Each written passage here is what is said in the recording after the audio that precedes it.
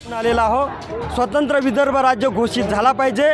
दुसरी मागणी आहे, आदिवासी इतर सर्वसामान्य जे जाती धर्माचे लोक आहे सरकारी जमिनीवर अतिक्रमण करून शेती वहित करत आहे। यांना पट्टे देण्याचा जो कायदा होता 1990 पर्यंत 1978ला सुरू झाला, 1990 पर्यंत हा कायदा होता आणि 2006चा वन हक्क कायदा आलेला आहे।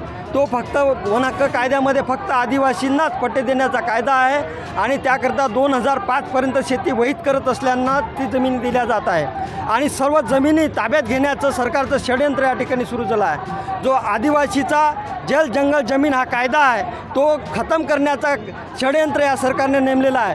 आदिवासी न संबोधता वनवासी संबोधून आदिवासीचा हक्क हे सरकार हिसकावून घेण्याचा प्रयत्न चाललेला आहे आणि सर्व जमिनी ताब्यात घेण्यासाठी सर्व अधिकाऱ्यांना त्यांनी घोषणा दिलेली आहे, त्यांनी ऑर्डर केलेली आहे।